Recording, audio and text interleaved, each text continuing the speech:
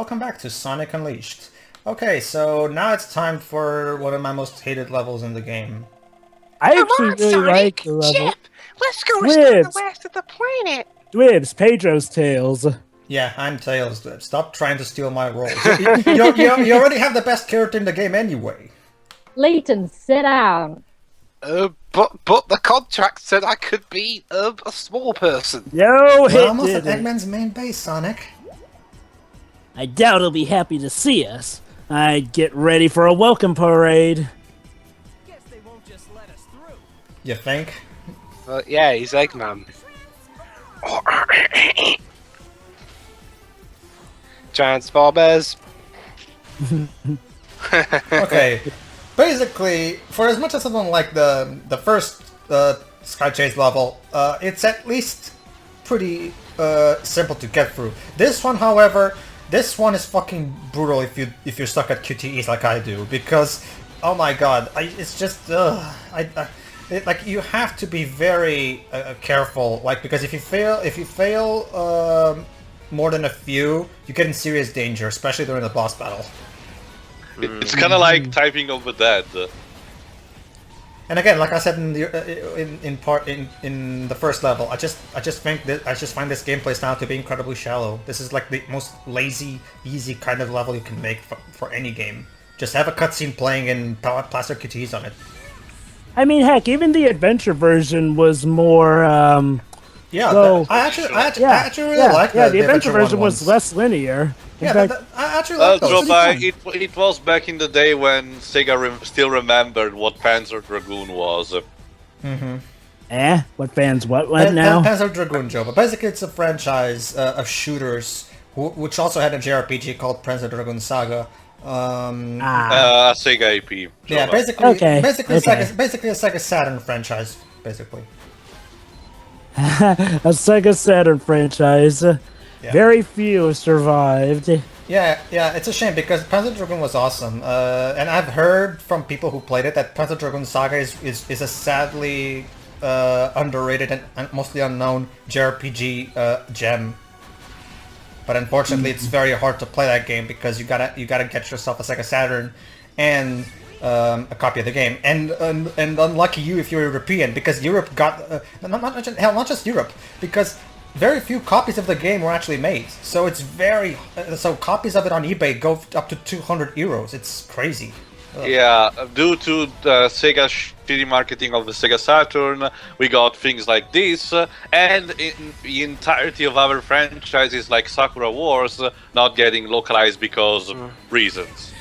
I mean, hell, Shinobi's game on the Saturn pretty much put the franchise on hold until the 2002 PS2 game. Yeah. What about you, Shiroi? What's your experience with Sega Saturn stuff? I didn't know what the Sega Saturn was until Gems Collection came out. True. Same here. My parents said we might have had a Sega Saturn at one point, but I mostly remember my PlayStation. Nobody, like, very few people actually bought the Saturn because nobody knew it was out. Again, Sega didn't tell people that the console was out, so how the hell are people expected to buy it?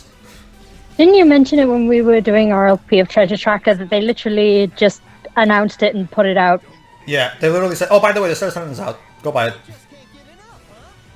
Wait, what's out now? They didn't give Sega Saturn. They didn't give the Sega Saturn a release date. They just outright said, "Oh, by the way, it's in stores now. Buy it." Okay, so like in the first act, we have to basically shoot, and hit as many QTs as you can. X. Anytime, yeah. Yeah. There's also these awkward moments of where you're just waiting. Like, come on, at least give me something to press so I can do something. I can't Come remember, on, but in step the it up. original adventure versions of this, weren't you free to sort of move around and fire at will? Yeah. Also, why is Eggman acting like he's a fucking pirate? Because Eggman is a pirate. I guess. Didn't he have a ship like this in Sonic X? He did, I think. For like one episode? It's been a while since I saw that, though, so I can't really... Oh, okay, we're almost there. No, I watched the show quite a lot when I was in school, so I can actually remember quite a bit from it. Me too. Yep, he did have a show like. I mean, he did have a ship like that. It was purple, I believe. Yeah, fire all weapons, even though you're only firing the rockets. Yeah. My headcanon is that Eggman's letting Sonic win because he knows what's waiting for him up ahead. Allow me to rant about something. Did you notice how the prompt to hit the B button 5 times to kill him happened while the missiles were coming towards me? So basically, it was impossible at that moment for me to hit everything. I had to pick between either killing the boss or hitting the missiles and missing my opportunity. Like, that's not good game design, Sega. Or Sonic Team, rather, sorry. Basically, I had to hurt myself. Basically, that hurts your ranking. What are the requisites for having an S rank in these stages, Jovel? It's been a while since I did it, but let's see. I believe Sonic you need didn't to land on avoid his getting face. hit, and you need Don't to worry, do pretty well. we'll have the ending for that. That's right, ladies and gentlemen. He finally did it. He finally did it. He built It took until Eggmanland. 2008, but he finally did it. Eggmanland. You know, honestly, I'll give Eggman this when it comes. Thanks for that crotch shot. Honestly, I'll give Eggman this for the Boost trilogy. Eggman has some of his greatest achievements here. In Unleashed, he finally makes it Eggmanland. In Sonic Colors, he finally keeps his position as final boss. Heck, in Generations, he actually tames the beast and keeps it from betraying him. Boost trilogy Eggman is awesome, and Mike Pollock certainly helps. Oh yeah. I also like how they made good out of his 06 theme. I do like his 06 theme, but I prefer Eggman, yeah. No, not just Eggman. I actually I'm probably the only one who says this, but I actually like his Sonic Adventure 1 theme better. I don't know. There's something about the Sonic Adventure 1 theme. Me too. I like it. It's a perfect remix of Open Your Heart to a tiny bit, but gives Eggman that special touch. I agree. I like his adventure beats. However, no theme beats Paul Shortino's awesomeness in Sonic Adventure 2, though. Let's be honest. I mean, come on. The Eggman song is pure awesome. I mean, heck, even Sonic Team realized it. Yep, I mean, heck, even Sonic Team realized it, and they brought it back. Better than it. Well, they brought back a... They murdered it in Shadow the Hedgehog, but...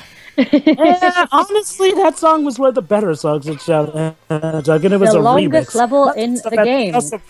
Not to mention, they also brought it back for Sonic Generations. So yeah, Eggmanland. The infamous final level of Sonic Unleashed. Okay, Jova, you start, since we actually like the stage.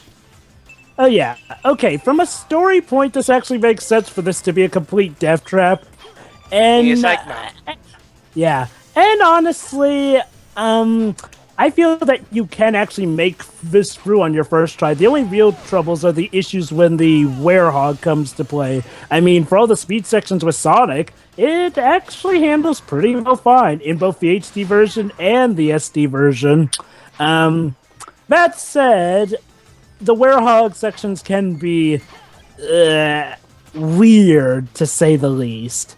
That said, I overall still like this stage, especially as a gauntlet final boss stage. Yes, I will admit it's not for everyone, but honestly, I managed to have a blast with it for the most part. Also for the fact that I know some speedrunning tricks to help me through the Werehog section and get back to the fun speed stages. And actually, I like the uniqueness of you being able to swap between Sonic and Werehog Sonic in the level. Now, if only if it were optional, that would have been even better.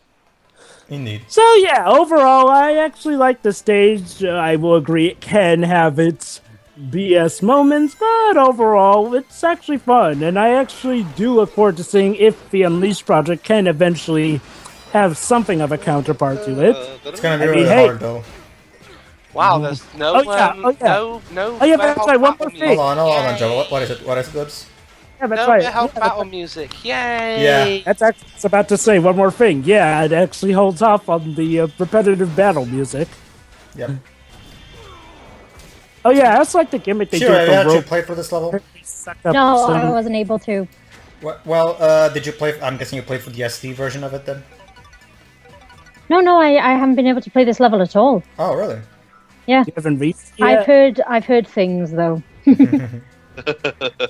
I've heard horror stories. My problem with this level is that, like Zrova said, yes, it's technically possible to beat it on first try. The problem is that people who come here for the first try are gonna have quite of a trial, because this level pulls out a lot of stuff, and basically in this, one thing that I'm gonna bring up when it becomes relevant is that the camera problems and the slippery controls become very apparent in a certain section of this level, but I'll bring it up when we get to that. Yeah, it's like, I like how the SD version handled this, actually. You had one big long level for the SD Speed Sonic stage, and then you had the missions for the daytime stage, and then you had several Werehog stages, which helped spread out the pacing a bit better in the Unleashed version. Whereas in Unleashed HD, it's one big level. Yeah. Which, honestly, in theory, could work, and I don't know, maybe it's because I'm used to it. I feel I'm able to breeze through the Werehog stages fine enough to get to the Dayhog stages. However, I will admit, Dayhog. some of the stuff that they pull with the robots are rather weird. Yeah, the robots can suck up your dark energy in this level. I think they could do that in some other stages. You know one thing? It is a neat gimmick, but... Hey, I just thought of something. What? Yep. You know, after you flip the hourglass and open the door, can you go back to Daytime Sonic and try and beat the level like him? You can, but let's just say, Not recommended. Yeah. yeah. I suppose I could give this level a go by getting on the Unleashed project, and since I have a Wii U, I could just buy the Wii version. Actually, of the game. Shiroi, this level is Unfortunately, not an Shiroi, Unleashed this level isn't on the Unleashed project. project. Then I'll see if I can get the Wii version. The thing is, the Unleashed project manages to get all the light defense just fine. The problem is that it's one thing to port the daytime stages. It's another thing. The Werehog's its own gameplay mechanics that are not in the Generations engine. So, Oh, yeah, of course. So it's not gonna. It sort of has to do with the fact that the Unleashed project was made purposely for not including the Werehog. Yeah, I forgot that for a moment. Yeah. That said, though, I have heard word that they are working on trying to make a version without the Werehog stages, or maybe somehow I commend them for omit that. it all. Me too. Basically, they're probably gonna make an entire new level design for it. Just use the same They're aesthetics. They're probably going to see if they can make it play like Knuckles or something. I don't know. Nah. I don't know what they're able to do. The only real thing they can do is make an entire new level design based on the aesthetics of the already existing aesthetics. Unless they create a specific character mod which can help him function through these, still as modern Sonic. Haven't seen that happening, honestly. Well, there is a Knuckles character mod, which in Generations pretty much functions as Knuckles would in 3D. He's even got the glide and crawling stuff, I believe. Similar stuff like with Silver, who can actually fly with the Generation mods. Oh, that frame rate. Yeah. Again, it goes back to the Unleashed engine. It looks gorgeous, but goddamn it, is it taxing on the system.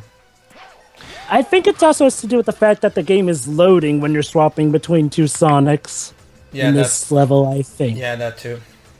In fact, there's a certain part of this level where it's possible to run on certain tubes to which the graphics haven't loaded yet. So you'll see Sonic running on thin air. That happened in Brain Scratcher's Generations playthrough, didn't it? I think so, yeah. Yeah. I can't wait to play Generations for the channel. That game is a lot of fun. Of course. In its own regard, and also it's fun to mod. We'll have to do something of a mod Monday. Oh wait, that's Combiner Miney's thing. Yeah. Well, we'll have to do a mod something, but yeah, there's some mods. We're already doing the Unleashed project as a part of this playthrough, but you can also show off classic Sonic Adventures, because that's definitely one of my favorite mods. I think I can see the reason why this part's 41 minutes long. Eggmanland. Wee. You should see Dark Sonic's speed run of it. Oh no, I'm aware. I've seen it. Like that's Dark Sonic. I mean, the man completely rapes Sonic games. Like seriously, The man is capable of taking the most hard and bullshit Sonic games and make a joke out of them. Like that man is Dark Sonic is fucking a fucking god. Jesus Christ. Wonder one what of- it's like on the easy Sonic games. No, you see, Dwebs, here. Have you ever seen that level on that video on YouTube that shows someone beating the Egg Wyvern in Sonic 06 in under 40 seconds by doing that glitch,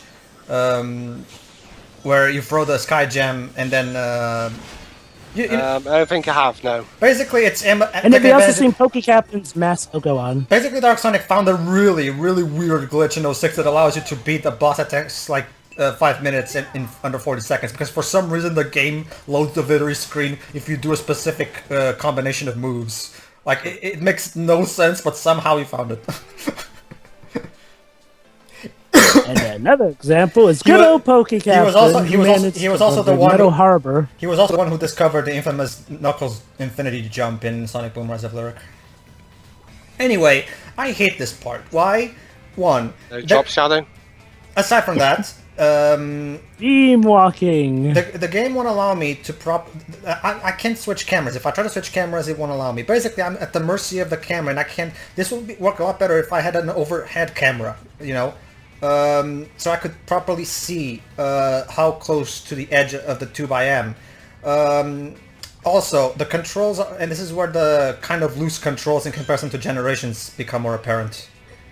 They're asking me to be ultra precise, and with these controls. Yeah. Yeah. As long as you have just the warehouse, you shouldn't have trouble. However, It's because yeah, you it's see, again, definitely Webs. not for the faint of heart. Again, Wibs, I can't see quite as well as I wanted, so I'm kind of paranoid about jumping into a tube in this game. You actually die, Too. Pedro, in this run. I cut out any stuff, but Oh, okay. but yeah, I think I did. I mean, I might have not cut out like a death that only throws me back for like 10 seconds or something. It's been a while since I uploaded this, so I don't remember very well. But don't worry, we won't be here for much longer. At least not as at least not as longer than what we need to be. What I was saying. But yeah, when I first got to this part, I died a lot in these tubes because the controls and the camera just don't help. You know, see, if this was a Mario Galaxy game, for example, the camera in that moment would have changed to an overhead perspective, so I could see completely well what I'm doing and what distance I am in relation to everything. But Sonic Team just doesn't seem to know how to do 3D camera well. Well, they do know how to do it well in Sonic Generations and Colors. Well, the thing about Sonic Generations is that you're watching everything from behind Sonic, so it's a much more easier to do stuff. Well, there are certain areas in the 3D motion where you can actually move the camera around to help you. I mean, granted, I know that it's more speed-based. However, for the moments where you do need to do some platforming, especially on the modern Sonic stages, the camera does allow you to tilt it so that you have a good sight. I know, but it doesn't allow you to do it here, is what we're saying. Yeah, like I know. This one is about. I know. My point was that Sonic Generations I know. and Colors did the 3D camera thing well. Yeah, of course. I mean, they obviously improved on it, but It works fine with Generation. The lack of camera control in Generations is fine because the game is designed in a way to prevent that from becoming a problem, you know? Whereas this game, it works more like back into a... Okay, this was... We could have used good camera here. That was my fault. Well, it was a combination of my fault and the game not really giving me away. Basically, jumping into that pipe is kind of a leap of faith, basically. Really? Why not just hang over the ledge and get onto it? That's what I usually do. And that's why I said it's also kind of my fault. That's why I said. Okay, so basically I have to be good with the timing here. Because if the fire hits me while I'm climbing, I fall. So. What is it with Eggman's base is somehow running on lava power? Because final levels always have to have lava or fire. Final Fortress would like to have a word with that theory. Maybe it is. This is one of the worst sections of the game for me. I hate this section. Again, I can't. If I try to switch the camera, it goes back to its default position as soon as I drop the analog stick. so there's no point in trying to change the camera. So I'm kind of tiptoeing as slow as I can so I don't fall. See, and the camera keeps keeps switching at random at certain points, which I believe the camera had issues like this in Adventure 2. Well, Adventure 2 had more of an excuse that of being one of the first 3D Sonic games. This is a 2008 game. By this point, you would think the camera problems would be eradicated. Well, it was just after Well, Sonic to be 06, fair, this is a different game. I'm Not to surprised mention the fact that- I'm surprised they managed to contain the damage so much. Oh, they did just fine. But An also aerial the fact view that would have helped with that. there's also the fact that this is also a completely different gameplay style from the adventure games in a lot of regard. I know, And but the the gameplay style doesn't excuse how the camera acts. I'm not saying that excuses it, but it does explain why the camera control is kind of wonky with this, as opposed to how it was with Adventure 2. It's like Honestly, it's like I Adventure said. 2's camera control was too bad when it came to the Sonic stages for the most part.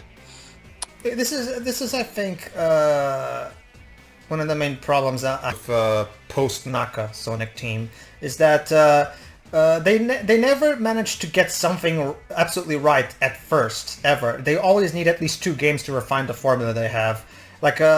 Well, to be fair, Sonic Colors actually got the formula no, right. but Sonic Colors was the boost was a refinement of the boost formula started here.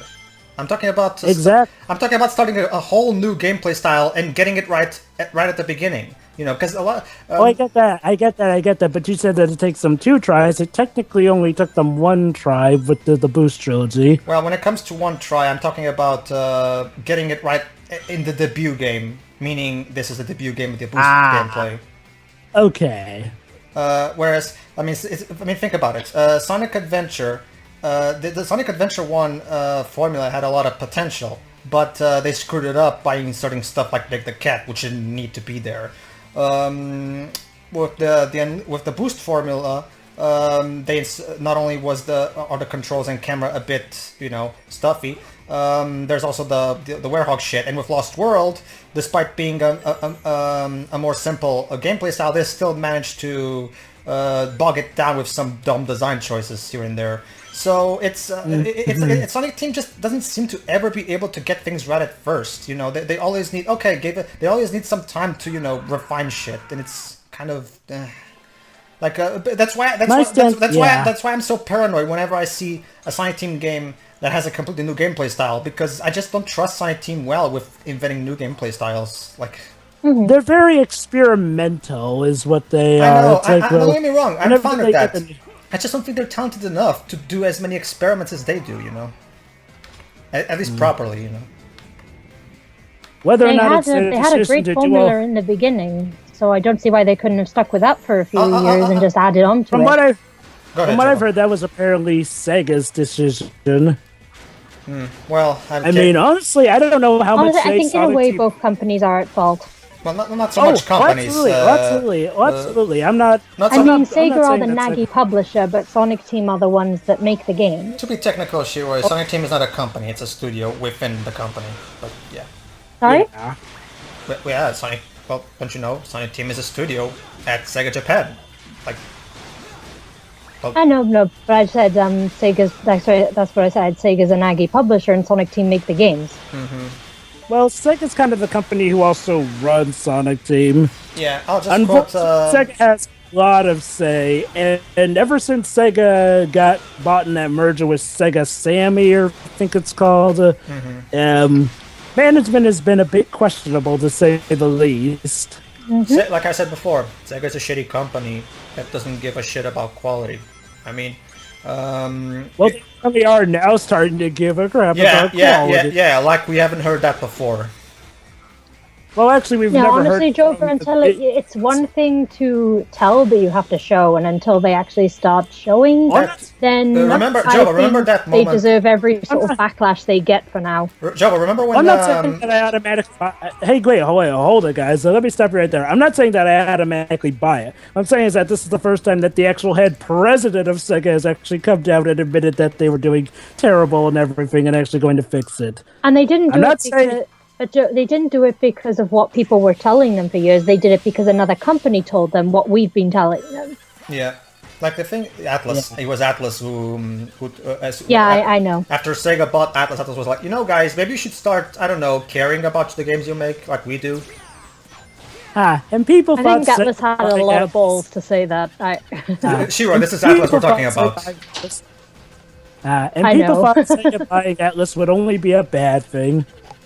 Oh yeah, Atlas is awesome. And what do you know? Apparently Sega purchasing Atlas may be finally the thing that actually gets them to pull their heads out of their rear ends. As long as they really keep releasing the Persona games outside of Japan, I'll be happy, I guess. Well, they are in America. Oh, okay, that's fine with me. I mean, the It would be the stupid. PS4. It would be stupid for them to not release Sonic games internationally because people in Japan don't care. Oh no, I'm pretty sure Sega knows that. I don't think we need to worry. I mean, they created an entire new branch of Sonic specifically for Western audiences. I'm pretty sure they know that. And yet they brought it over to Japan later, calling it under the name Sonic Tune. I guess they don't like the word boom over It's not a problem though, Dwebs, because as we all know, the PS3 and PS4 are region free. So if it gets to that, we'll just import it. So whatever. All I'm hoping is yeah, that that's the right, next I've heard that Persona 3D seems Sonic to have game will an be as good issue. as Generations was, or even better. Well, then again, to be fair, to Sega, Atlas has always had that that issue. Policy. No, Well, absolutely. I've heard that Atlas apparently has trouble bringing games over to Europe. Yeah, now with Sega Struggle, they just don't care. Now with Sega, well, Theo, maybe with Sega Europe in charge now, we'll probably, I mean, well, then again, Dancing All Considering Night. how lucky, considering how lucky we have been so far, people will maybe ask for the HD remake, remaster, whatever it is. We're making the voting sphere, and instead we will get what's the name? Sheet Anime Fest Crossfire Emblem. Well, then again, I was just going to say, Persona 4 Dancing All Night isn't being published by Sega still. It's NIS America. And it's still getting Miku Hatsune, for fuck's sake. I'm fine. Not a fan. I'm fine with that, honestly. I mean, Miko. I mean, whatever you think of Rhythm Games and Vocaloid stuff. Hatsune Miku is pretty harmless. I was just more happy when the series was about beating the living shit out of the devil and Jesus. I'm still gonna call. If I ever get to when I get Persona 5, I'm still gonna name the protagonist Harry Potter. The design of the character is just asking for it. Oh yeah, the protagonist of Persona 4 looks more like Harry Potter. Indeed. No, Persona I 5 is could more call like him. Arsenio Lupin. I'll call him James Potter. James. You know, because that was the name of Harry's father. Oops. Okay, so basically this is the one where you have to know basically how those spring things work. I don't know what to call them.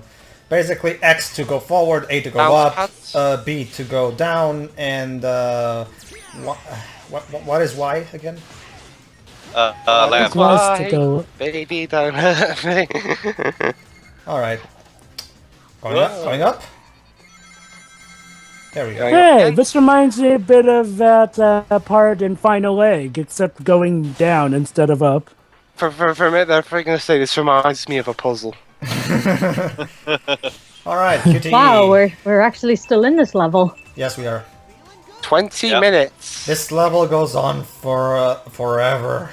Unless of course I know about the speedruns you can do with Dark Sonic. I know about that, Joe. But we're talking about playing it. I know. We're talking about playing it. I'm talking about playing it as was intended by the designers. Yes. You still can make it through a reasonable amount of time. See, the thing is, like, well, you sort of have been going slow on those parts with the werehog. If you go full speed with the werehog on those sections, you can still breeze through and get a good time ring. The problem, Joe. Oh, so you can. So wait. You can skip the werehog part. No. What I'm saying is, like, well, you can go at a faster pace with the werehog, but Oh no, it's just to get an extra life. Oh wait, can you? No. Basically, this particular path Yes, there's more Sonic to it, Yes. but there's gonna be Werehog either way. You're just delaying the inevitable, basically. Basically, this path gives you more modern Sonic and lets you speed through more, whereas the other path would basically give you more Werehog Minus Sonic. those fans. Yeah. So, You will have to go back to the Werehog, but it won't be for as long as you would have had to if you changed now. Yeah. yeah. Oh no, the Sonic fans, avoid them at all costs. Pedro, basically, Sorry. at that point, you're supposed to use the boost so that you can maneuver through those purple fan killers. God of War! I wonder if that's got me wondering. I wonder if at some point Jason Griffith was eating his cereal so he could maintain his Werehog voice. I wouldn't be surprised. He took lessons from Art Lewicki, the narrator from King's Quest V. Besides, that's nothing compared to how over the top some actors can be. Like, I'm not even kidding. When recording for, it was As Well As Wrath, Liam O'Brien had, quote unquote, several throat injuries because almost every single line was a scream. Like, I'm not even kidding. And that's true. In the final game, he goes like, "Rah, rah, rah," every single line. And you can, you want to think how Liam O'Brien got away with that. I'll be right back. Pardon me for a Sure. moment. Go ahead, there's anything going on. We're all burning. Oh, and Dark Gaia monsters show up. Basically, now we have to kill all of these in order to move on. Are you come here often? That's right. Well, yeah, we live here. That's right. We're still doing this bullshit that should never be in Sonic games, where we're stuck in a room until we beat all the enemies. So like that ruins the pacing or anything. That's even a bit morbid. You have to throw creatures into a meat grinder, pretty much. Yep. That's some Splatterhouse level of ingenious disembowelment. I'm back. Welcome back, Shiroi. Basically, Shiroi, we cannot move on until we kill all these enemies. Oh, those are always fun. Got it? I got you. Well, as Blaze would tell you, Shiroi, you gotta defeat all the enemies. Go ahead, Liz, what is it? Yeah, well, then again, whether it's Sonic or not, I never really like these kind of things in any game. So Well, it can work. Just depends on the kind of game it is and how they do it. But in this case, no. I mean, Wee. All right, I swear. I swear. I'll get through this without being touched by a fan. like for example, in the Zelda games, it's much. It works much better because in Zelda games you have a lot of ways you can battle enemies. No, I know that this game has a lot of combos, but well, the thing about Zelda is that in Zelda you have a lot of weapons you can use. You have arrows, you have your sword, you have bombs, you have well, depending on the kind of game it is, you can also have boomerangs and shit like that. So there's a lot of alternate ways you can beat enemies. So you can always mix things up a bit in those moments. Whereas in here you're mostly just mashing buttons. Since you brought up Zelda, I'll ask. Since I don't really play many RPGs, I know that dungeons are a thing. Is this level about as long as a dungeon would be? No. Well, depends. Like the first dungeon in the Zelda game is always very short. Like in typical Whoa! in typical Nintendo fashion, the difficulty pacing is very well done. Where the first dungeon is very easy and short, and then the next one is a little harder and a little longer, and it just keeps building up and building up. So the pacing is very well done to the point where you get to an actual long dungeon, it feels like you're prepared and it feels natural, So it's much better than throwing a really huge level at you out of nowhere like this game does. What Zelda game are you using for comparison? All of them are designed like that. Zelda 2 will have a... Well, okay, Or fine. review. Okay, fine. Aside from Zelda 2. Well, but then again, Teo, Zelda... No, I was just curious because I've heard the dungeons can be quite long. Well, No, I mean not necessarily because of how bad it may be to someone, but because, again, because of all that mountain thing, you get a chunk of difficulty spike right almost at the beginning of your game. I never saw it like that, but fine. Like, for example, Wind Waker, Shiva, since that was the game that I recommended to you. With Wind Waker, It's much easier because, like for example, the very first dungeon, like I said, is a very like the game even goes quite a while before you actually reach your first official dungeon. So by the you even have to go through that stealth moment, which is kind of half a dungeon anyway. So it kind of prepares you for it. But don't worry, with Wind Waker is one of the easier Zelda games anyway. So I'm pretty sure you don't have that much problem with it anyway. Wow. What? That fan. Oh. By the way, what was I trying to ask before? For those who played, interesting question just for out of curiosity. How is Sonic Rush? It's good, but my problem with Sonic Rush is that the level design is a lot of trial and error because, like, even though that game emphasizes speed, the level design is very, how should I put it, unforgiving in a lot of times because it's one of those games where you kind of like it's kind of like this game honestly, like where you like the best way to have fun in that game is to memorize the level layout. So basically, it's a very trial and error kind of game. Sonic Rush Adventure was a lot better in that regard, though. I agree with that. Ow. Punch. Basically, Teo, Sonic Rush was kind of the inspiration for the daytime stages. Oh, okay. It was there that the boost premiered and all that stuff. Oh, really? Yeah. It's one of the better Dimps games, definitely. There was, but Rush Adventure was like, well, personally, I prefer Colors DS over the Rush games. I find the level design in that game to be overall more akin to the classics. So like you still have the boost, but it's more focused on puzzles involving the wisps and stuff. So it's much less trial and error and more. It was just an improvement on the Rush formula, really. It was the last Dimps game. How was Generations 3DS? It's boring. Boring. And as for Lost World 3DS, we don't like to talk about that game. No, just don't bother. Just. So it's interesting because one year the Wii game was better, then the following year the 3DS game was better. Question, Dwibs. Hold on, wait. One thing I'll say is that okay, Dwibs, let me give you a little insight into how bad Lost World 3DS is. I didn't put down 06. Yeah. See, I went through the whole thing. I didn't put it down. Question, Dwibs. Are you easily do you become easily dizzy by spinning around? Spinning around on what exactly? Like your own body. Like if Gyroscope, of course. No, I don't get dizzy. I'll basically say this: Lost World 3DS is by no means worse than 06, but honestly, I'm gonna argue with that. I think it's actually worse than 06 because at least 06, don't get me wrong, 06 is a piece of shit, but at least it doesn't make people physically ill by playing it. And also, I don't actually, pull my hair. Pedro, 06 has made some people physically ill by pull my playing hair it. out when I'm playing 06. I never heard of that. Yes, a lot of people. Are you get sure, sick Joba? It said physically, not mentally. Yeah, that too. Yes. You know what's funny? After thinking about it, there are a lot of Sonic games that are worse than 06. Like I know there are 3DS games that make Anyway, Theo, don't interrupt. Anyway, as I was saying, yes, the mock speed sections, because of the blur effects, makes some people physically sick. But that's the point. What I'm saying is like, well, with Lost World 3DS, yes, that game is bad in some aspects, but honestly, the pacing at least still feels better for me, at some stages notwithstanding.